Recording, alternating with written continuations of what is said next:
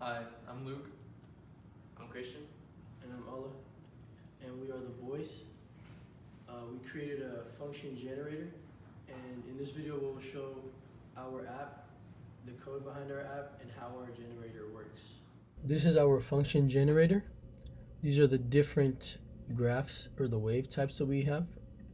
The sine wave, the square wave, the triangular wave, the sawtooth wave, the full wave, and the pulse wave. The pulse wave specifically, when you click it, the DC offset is turned gray because it's not required for this type of wave. And we have a duty cycle option up here, which when changed, it alters the wave shape of the pulse wave.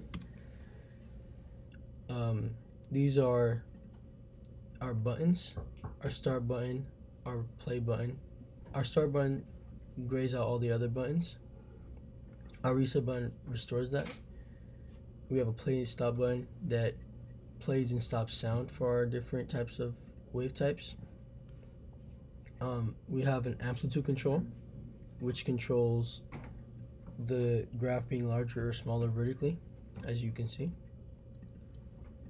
We have a frequency control, which controls how close together the graph is or how many cycles are included in one period, as you can see. We have a DC offset control, which controls the graph going up or down without changing its amplitude. Specifically, so we have an option for hertz or kilohertz.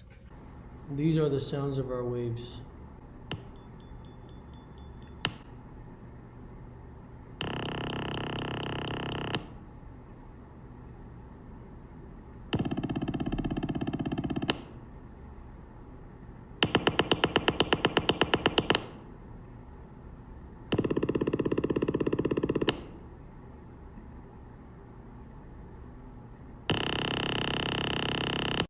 This is our code. My name is Al Saidi, and this was my contribution.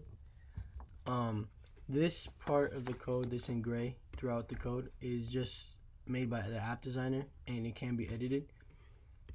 To start off, I created properties, and this is just a list of properties that is used and created by functions, which will be explained later on. Then I moved to methods.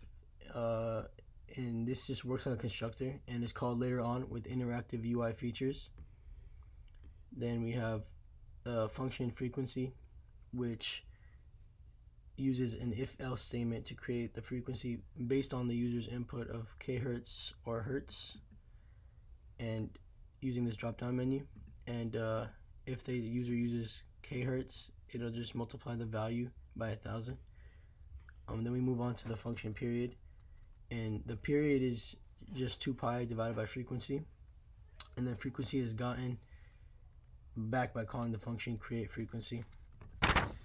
Then we have the function amplitude, which just takes the value from the knob over here.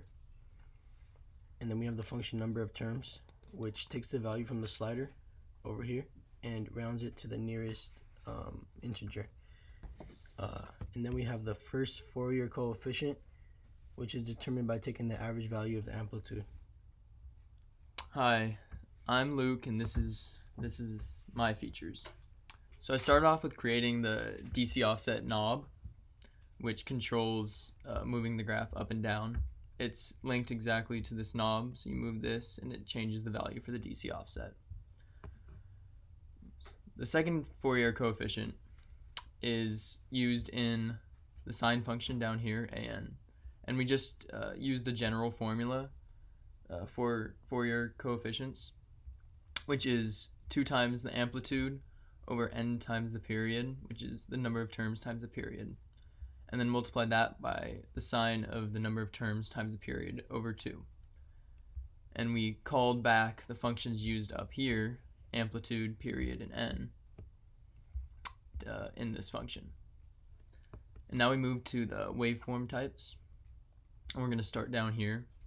This function changes the string values of the names in the knob over here to numbers, specifically numbers 1 through 6. So square is turned into 2 if it's chosen, and then sine 1, triangular 3, sawtooth 4, full is 5, and then our reach feature pulse wave is 6 if chosen. And these are called back up here, where an if-else statement is used, and it determines the x and y values output in each wave. And this is especially important because this is the x and y values that are plotted in our app. So the start button displays the graphs in this UI window, and also displays the period, frequency, amplitude, and DC offset. It does this by setting the values of these uneditable boxes to the values of the knobs in the case of frequency, DC offset, and amplitude. And the period is just 1 over the frequency, so it takes that value and puts it into the period box.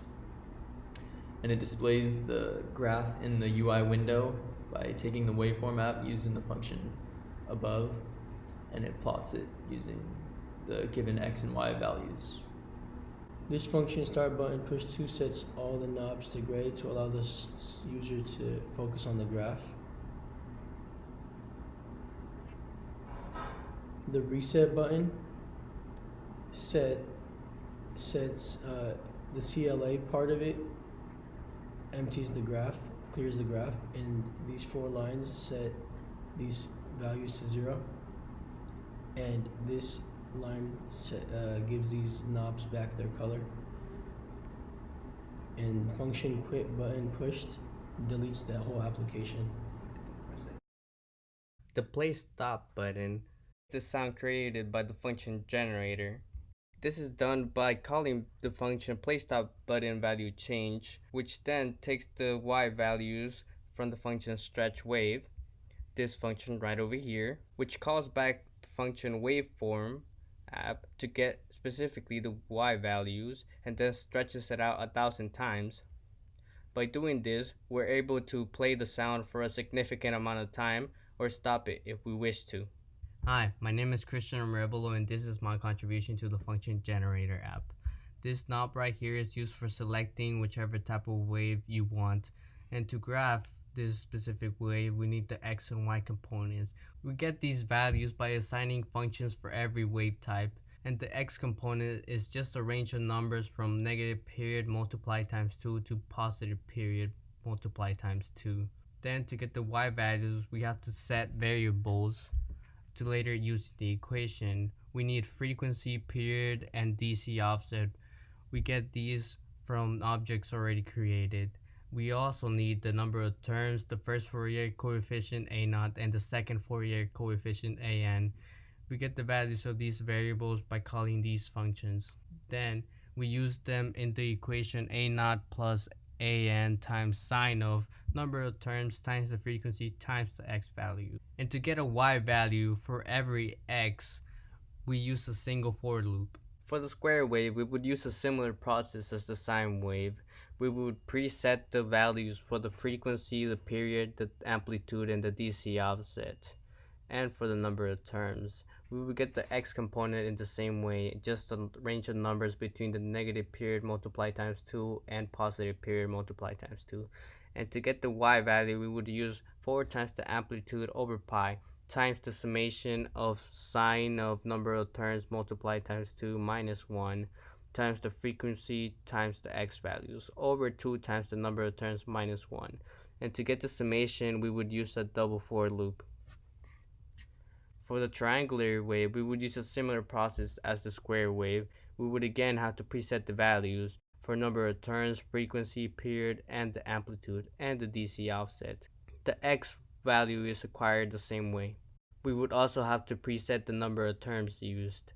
For the equation, amplitude over 2 minus 4 times the amplitude over pi squared times the summation of cosine of number of terms multiplied times 2 minus 1 times the frequency times the x values over 2 times the number of terms minus 1 squared. And again, for the summation, we would use a double for loop. And the single for loop inside of it would be to include every single cosine that's stacked on. For the sawtooth function, we would have to preset the variables for the equation amplitude over 2 minus amplitude over pi times the summation of sine of number of terms times frequency times the x values over the number of terms. Then for the full wave, we would again have to preset the values for the frequency, period, the amplitude, and the number of terms for the equation 2 times the amplitude over pi minus 4 times the amplitude over pi times the summation of cosine of number of terms times frequency times the x values over 4 times the number of terms squared minus 1. For the pulse wave, we notice this specific set of code. This is used for graying out the DC offset knob because it isn't used in the equation. And as we see for all the others, you just add DC offset into the equation. That just shifts the graph up and down. Now for the pulse wave, we notice that there's a duty cycle included. This is a number from 0 to 100 that's included in the equation. Amplitude times duty over period minus 2 times the amplitude over pi times the summation of sine of number of terms times pi times duty cycle over period times the cosine of number of terms times frequency times the x values. And using the x and y components for every function, we would plot a graph.